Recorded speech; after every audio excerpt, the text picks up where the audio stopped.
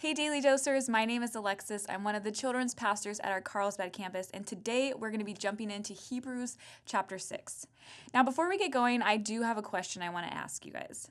Have you ever done something that you thought was completely awesome and nobody saw?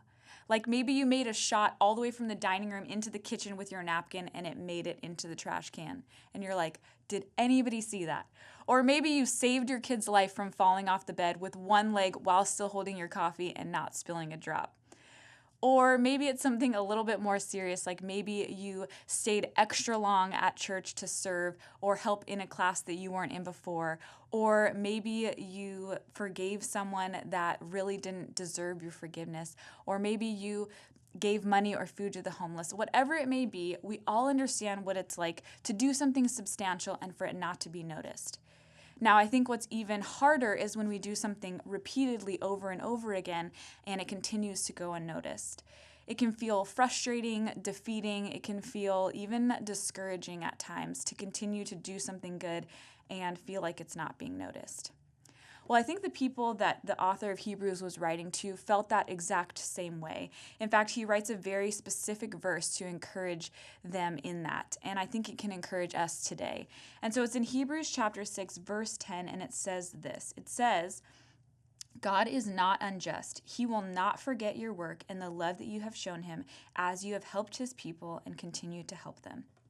So he speaks right to that ache that I'm sure they're feeling. Like, does God notice what I'm doing? Does he see how I'm loving his people? And I think that you and I have probably been in that situation before, feeling like, does God see that I go to church every weekend? Does God see how much I tithe? Does God see how I've said no to this temptation I usually say yes to? Does God see how I've turned my whole life around for him? And sometimes it can feel like maybe we're not doing enough, or does God see what we're doing? And this verse speaks exactly to that, and it says that God is not unjust and he will not forget you, and that he sees what you are doing for him.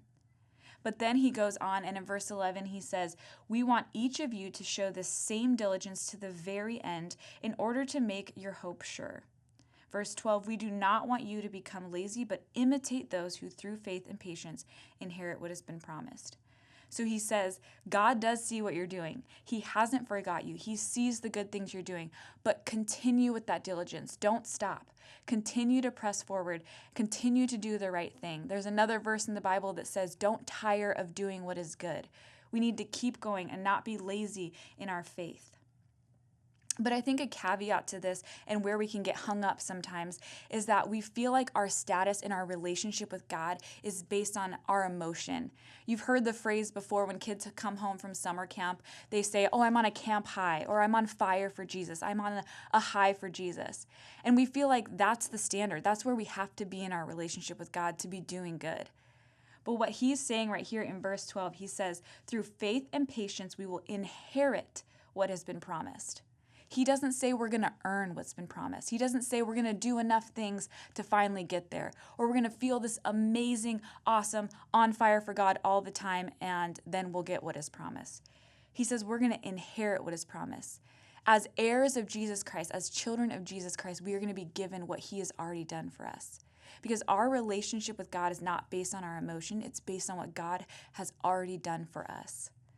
And later on in the chapter 6, you can read ahead if you want, it talks about how this hope that God offers us, the hope of salvation and eternal life with him, should be an anchor for our soul that is firm and secure. We should be so focused on what God has done for us, not what we're doing for him, but what God has done for us, that it will get us through whatever we weather. It will keep us firm and secure. So I hope that encourages you today, that God sees you and he wants you to be diligent and to press on towards him. And one day we will inherit all that he has promised to us. Thank you guys so much for joining us today, and we'll see you next time.